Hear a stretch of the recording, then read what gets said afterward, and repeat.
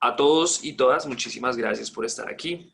En la medida que vayamos hablando, porfa, que se involucren, que vayan encendiendo su cámara, que vayan teniendo la posibilidad de ver también a sus compañeros. Voy llamando lista, entonces vayan iniciando la cámara. Porfa, me dicen presente para anotarlos aquí en la lista. María Fernanda Clavijo, Amado Clavijo. Presente. Muy bien. Tenemos a Brian Arevalo. Brian Arevalo. No está. Vale, Brian. Andrés Benavides. Andrés Felipe Benavides. Presente. Listo, tu cámara, Andrés. Estoy en el computador. Dime. Estoy en el computador, qué pena. No te entiendo. Es que no tengo cámara. O sea, Ah, estoy en ok. el computador. Vale, listo. Yo voy a anotar acá para pasar el reporte de los chicos con cámara. Entonces voy a anotar aquí Andrés Felipe. Qué pena, profe. Sí. Es que el micrófono no sirvió. Yo Ah, soy ok. Brian. Vale, Brian. Sí, listo. Cámara, Brian. Perfecto, gracias. Verlos es otra cosa, ¿sí o no? Juan Esteban Buitrago. Presente. Muy bien. Juanita Castillo. Presente. María Alejandra Cifuentes. Presente. Muy bien. Laura Alejandra Clavijo. Presente. Juan Miguel Clavijo. Presente. Muy bien. Samuel Cucunua. Presente. Vale, porfa, Samuel, para que la próxima clase no se presente este inconveniente. ¿Listo? Perfecto. Santiago Gacheta. Presente. Guacheta, qué pena. Bien. ¿Qué pasó con la cámara, Santiago? ¿Hay o no hay?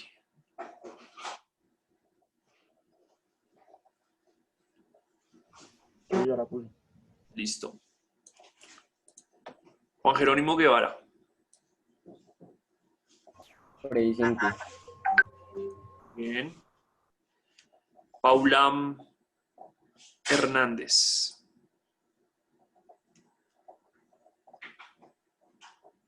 ¿No está?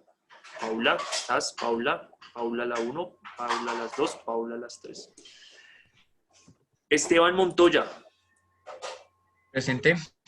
Vale, Esteban. Sergio Moreno Ariza. Presente. Sergio, ¿tu cámara?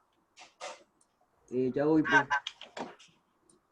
Dale, por favor, necesito que pongan la cámara. William Morris. Presente, profe. William, ¿tu cámara? Es que estoy desde el computador, profe. ¿Qué significa eso? Es que el computador no tiene cámara. Mi computador no tiene cámara. Ok, listo. Voy a poner aquí la novedad. Listo, perfecto. Juan David Mosquera. Presente. Julián David, discúlpame. Julián, listo, muy bien. Dana Orjuela. Presente. Bien, Dana. Paula Orjuela. Paula a la 1. Paula a las 2. Paula a las 3. Tatiana Alison Ortiz. Tatiana. Sí. Muy bien. Laura Camila Parra. Presente. Ya listo. Carlos Prieto. Presente. Bien. Muy bien, Carlos. David Santiago Ramírez. Presente por si algo. Listo.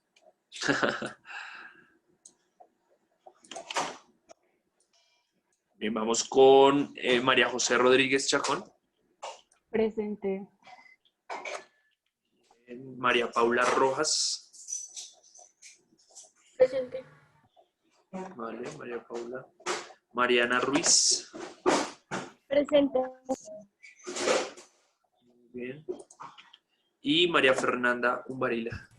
Presente. Bien, chicos.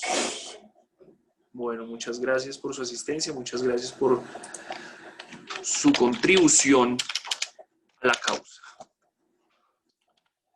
Listo, chicos, entonces ya guardo aquí este documento en el cual tengo la asistencia de ustedes. Profe, ¿puedo apagar la cámara? Que es que voy a desayunar. Uy, Paula, es que me queda complicado porque es que no puedo. No, me queda difícil. Tienes que acomodar tus tiempos y tus periodos. ¿A qué horas tienen descanso? Creo que tienen un break después de clase, ¿cierto? Conmigo. Entonces, utiliza los espacios, utiliza las entreclases de pronto para hacer esos procesos. Bueno, Paula, para la próxima, por favor, pendientes. Listo, chicos. Bueno, hay varias cosas que quiero hablar con ustedes. La primera de ellas es pues que podamos socializar básicamente nuestra evaluación trimestral. Es importante que ustedes revisen, es la primera vez que vamos a hacer como la retroalimentación. Nosotros estamos en historia. Me avisan porfa cuando vean pantalla.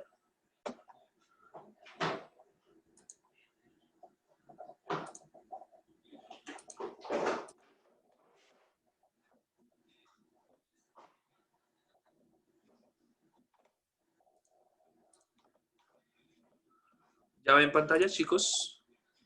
Sí, profe. Correcto, bien. Listo. Sí, señor. No hemos hecho la retroalimentación de nuestras evaluaciones. Vamos a hacer la de la evaluación trimestral, de la evaluación final. No lo habíamos hecho pues porque estábamos todos, o bueno, todos hemos estado progresando y todos hemos estado mirando allí. Pero entonces esta clase la voy a realizar, ¿vale? Para que ustedes, porfa, estén atentos. Yo generalmente entonces pongo pues como una recomendación en 90 minutos, un intento, bueno, en caso de que ustedes tengan algún problema, de que se les cerró la página, pues la podemos desarrollar, ¿vale? Entonces básicamente vamos a empezar a leer. ¿Listo? Una persona, por favor, voluntaria o voluntario que nos ayude con la primera pregunta a leerla rápidamente.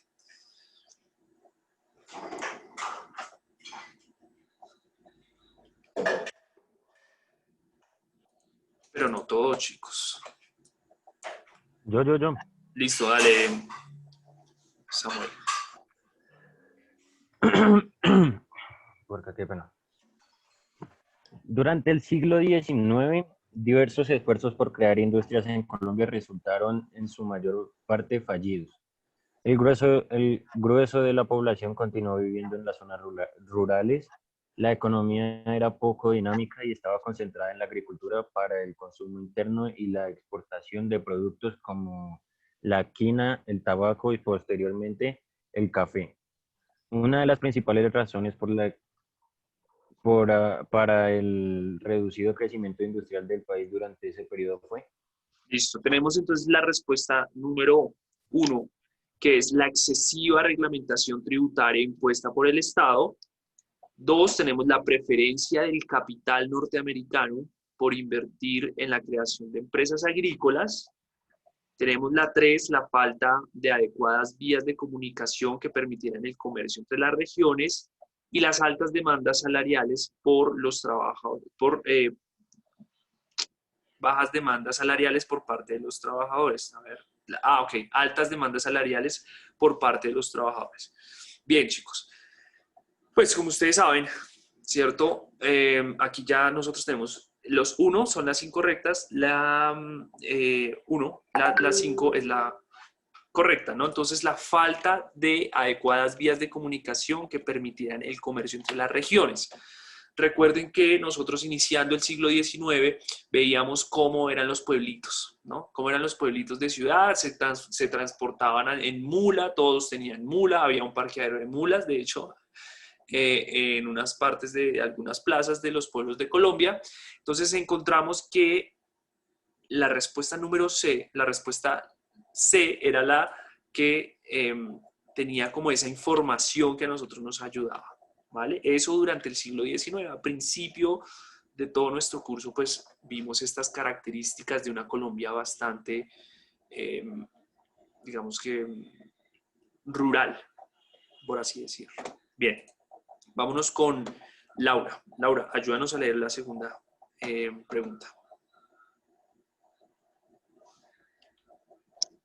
Dice, la crisis del 29 tuvo serias repercusiones en toda América. En Argentina, el desempleo y la caída de las exportaciones pusieron en crisis el gobierno Hipólito Yrigoyen, derivando en un golpe militar dirigido por José Félix Umburu en 1930.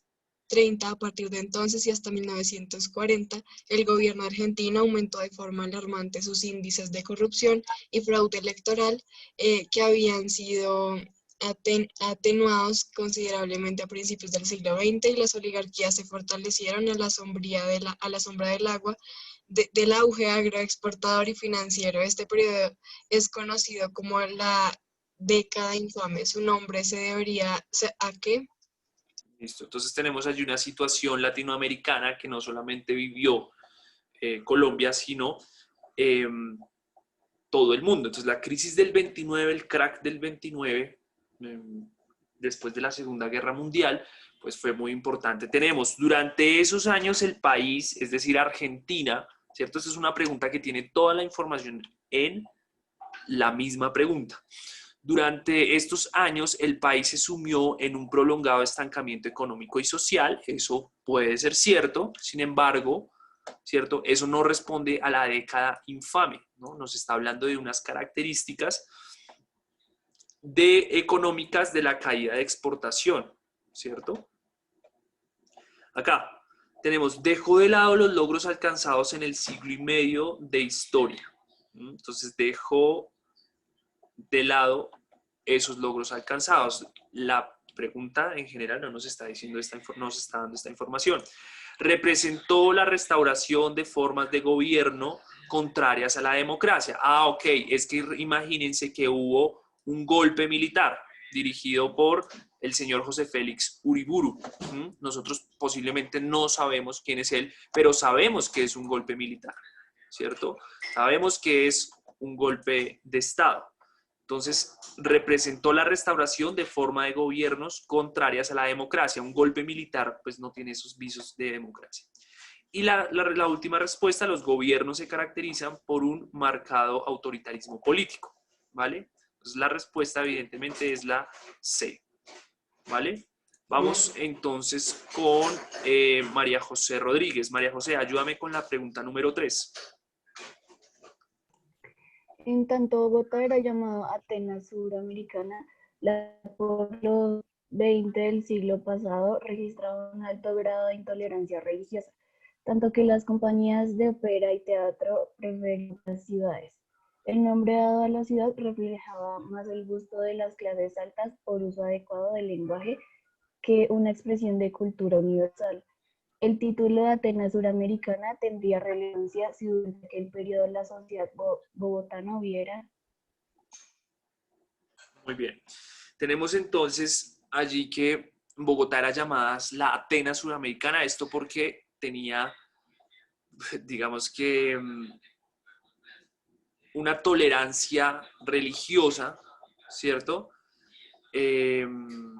Una intolerancia religiosa, y esto pues significaba que era como un pueblo muy conservador en cuanto a las creencias religiosas. O sea, recuerden todo este periodo de el arzobispo que elegía a los presidentes, ¿cierto?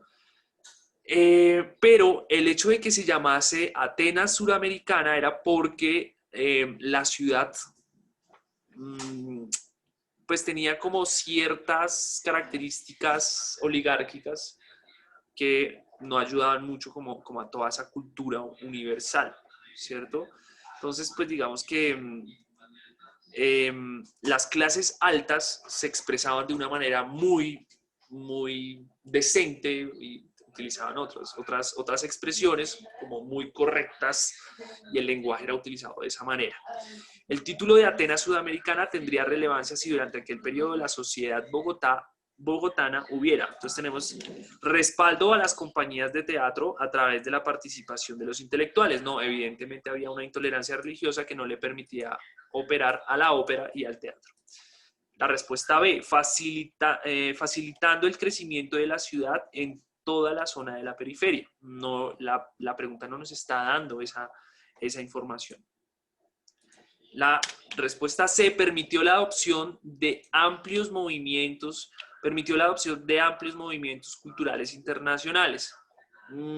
Bueno, no sabemos qué tan cierto es eso porque no nos da la información adecuada. O sea, puede que sea cierto, pero no nos da esa información. Y la última es desarrollado y dejado para la posteridad una importante producción cultural, que digamos que es lo que de alguna manera era lo que se quería, ¿no? La Atenas Sudamericana, gracias a las clases altas, sí favorecían algunos movimientos artísticos y literarios, pero que estaban orientados hacia la formación de una identidad nacional. Acuérdense, la identidad nacional era súper importante en esta época, ¿vale? Pregunta número 4. Entonces vamos a pedirle el favor a Mafe Umbarila. ¿Nos ayudas con la lectura de esta pregunta, por favor? Ya, profe, perdón. Durante el primer gobierno de Alfonso López Pumarejo, conocido como la Revolución en Marcha, se llevó a cabo una reforma tributaria que produjo quejas entre los grandes productores de café y algunos grupos acomodados del país, pues desde ese momento los giros cafeteros debían pagar impuestos de timbre y fueron creados impuestos sobre la renta del suelo, sobre el patrimonio y sobre el exceso de utilidades. Con esta reforma tributaria se pretendía. Bien, chicos. A pesar de que Alfonso López Pumarejo pues tenía una gran revolución, ¿cierto? Revolución en marcha, que la revisamos varias veces. Entonces, también fueron creados pues impuestos que, bueno, giros cafeteros, impuestos sobre varias cosas, ¿cierto? Entonces acá vamos a ver por qué creen ustedes, por qué intuyen eso, ¿listo? Favorecer a los sectores más pobres eximiéndolos del pago de impuestos, no, ¿cierto? Porque habían campesinos productores de café, pequeños productores de café. Dejar de depender exclusivamente de los impuestos al comercio exterior. Ok, esa tiene más sentido. ¿Por qué? Porque entonces ellos empiezan a cobrar impuestos a los de los territorios nacionales. ¿Sí? No solamente vamos a cobrar impuestos para las personas que exportan, sino que a las personas que producen acá en Colombia también les vamos a crear un impuesto. Y gracias al señor Alfonso López Pumarejo tenemos este tipo de cobros. La respuesta C, que el Estado pudiera intervenir en el desarrollo económico del país, no nos está dando la información necesaria a la pregunta, y ordenar las instituciones estatales de control de ingresos por exportaciones. Bueno, no, realmente no nos está diciendo eso, ¿no? La respuesta correcta es la B, porque evidentemente están alrededor de las rentas, los impuestos sobre utilidades y sobre patrimonio, pero dentro del país, ¿cierto? Eso se cobra dentro del país. Pregunta número 5, nos va a ayudar Santiago Soche. No tiene micrófono. Brian Arevalo, ayúdanos con esta pregunta, por favor. Durante 1919, en Bogotá se produjo un levantamiento popular que protestaba contra la importación de vestidos para el ejército.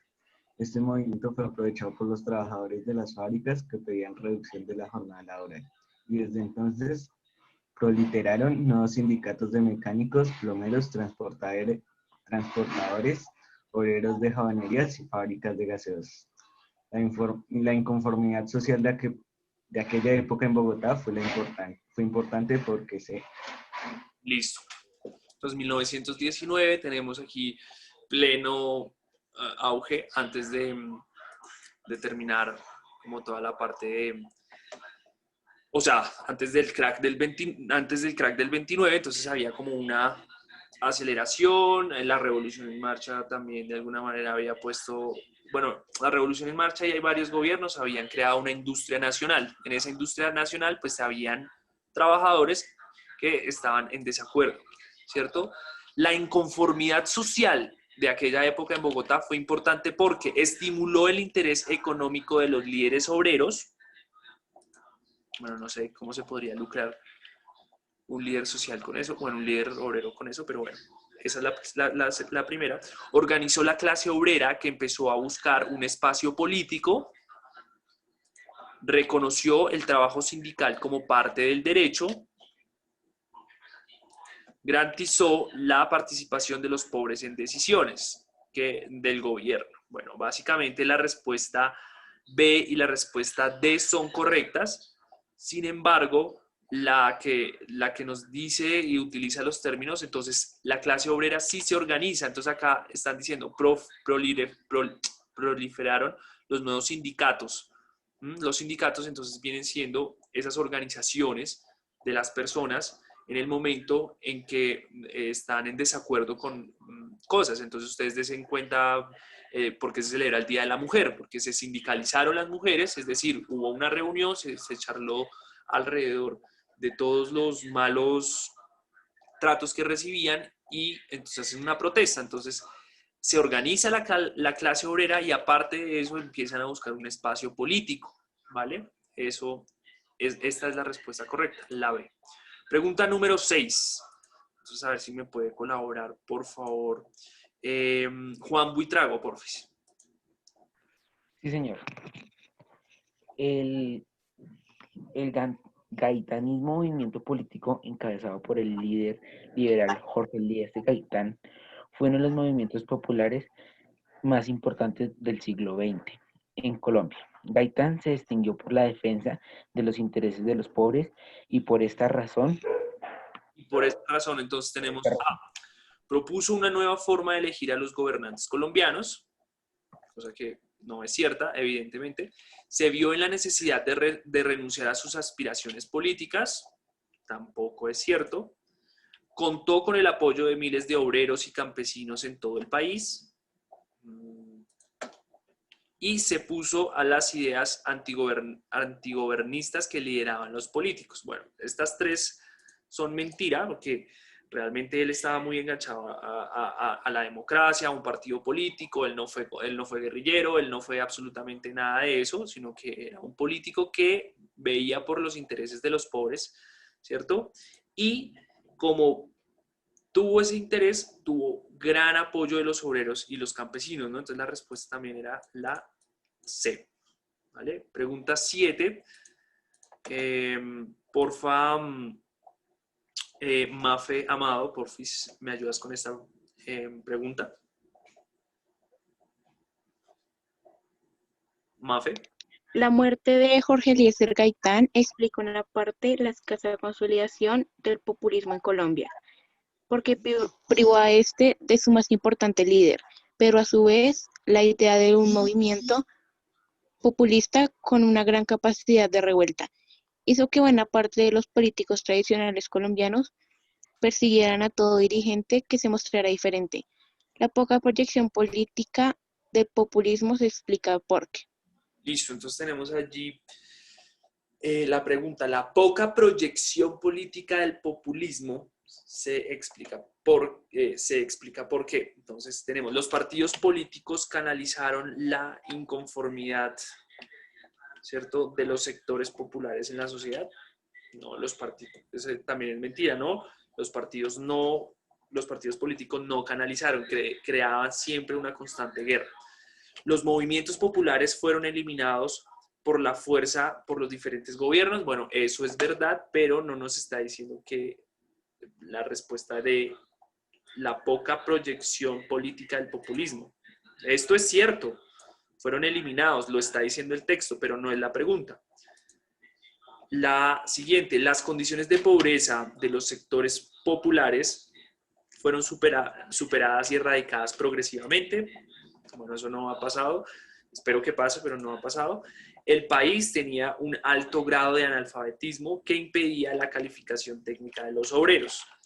Y en esto, pues acá sí hay un dato muy interesante, porque el movimiento populista no se puede, digamos que, consolidar de una manera fuerte, porque primero, matan a los líderes, pero además la proyección política del populismo, es decir, un bogotazo, por ejemplo, que se quema en la ciudad, no tenía un líder, ¿cierto? Entonces no hay una educación, no había una educación, porque esa fuerza que ellos tuvieron para quemar toda Bogotá pudo haber estado orientada, si bien tenían todo el derecho de manifestarse inconformes, pues no apuntaron hacia la creación de algo diferente.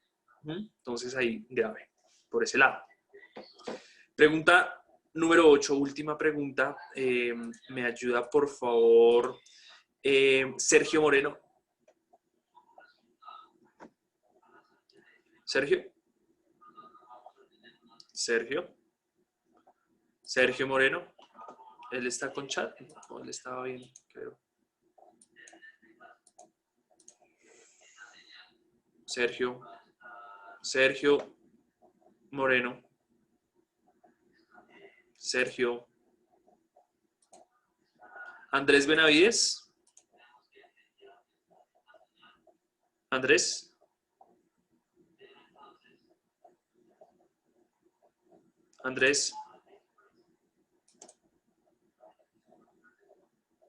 Chicos, ¿me escuchan? Sí, señor. Sí, profe. Sí, profe. La frase del año 2020. Chicos, ¿me escuchan? ¿Me escucha? Sí.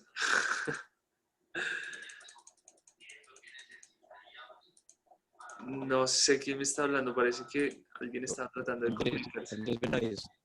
Ah, ok, vale, sí, se te escucha entrecortado, ¿no? Es para que estén ahí atentos, ¿vale? Porque Sí. estén atentos. Dana Orjuela. Dana, ¿me escuchas? Sí, señor. Listo, ayúdame con la última pregunta. Tengo que leer Sí, leer esta pregunta, por favor. la 10, ¿verdad? Sí, la 8. Solo hicimos 8 preguntas. Ok. Entonces creo que estoy mal. Espérame. No, la pregunta número 8. Esta. Jorge Eliezer Gaitán se convirtió en un líder indiscutible del Partido Liberal luego del triunfo del conservador Mariano Ospina Pérez en las elecciones de 1946. Su asesinato 2 años después tuvo como consecuencia para el país. ¿Qué consecuencia tuvo el asesinato de Jorge Eliezer Gaitán? La toma del poder por parte de Rojas Pinilla, no, todavía no hemos llegado a Rojas Pinilla, una mayor intromisión de los Estados Unidos en asuntos internos, la agudización del enfrentamiento violento entre liberales y conservadores y la unificación del liberalismo en torno a las ideas de Gaitán. Aquí hay dos importantes que son la unificación del liberalismo. Sí hubo una unificación, pero no es una consecuencia como tal, digamos que producto de su asesinato. No fue. El producto del asesinato evidentemente es un enfrentamiento violento que inicia el periodo de la violencia en Colombia. Desde allí la violencia se dispara. Entonces, para tenerlos en cuenta. ¿Listo, chicos? Bueno, esto era básicamente la retroalimentación del parcial. Bien. Entonces, nos quedan menos de un minuto. Voy a finalizar y, porfa, nos volvemos a conectar con el link, al mismo link, inmediatamente. ¿Listo? Para hacer la siguiente parte. ¿Listo? Porfa, los espero a todos porque los necesito a todos. Vamos a hacer unos grupos. Entonces, porfa, para que estén allí pendientes. ¿Listo? Entonces, voy a finalizarla.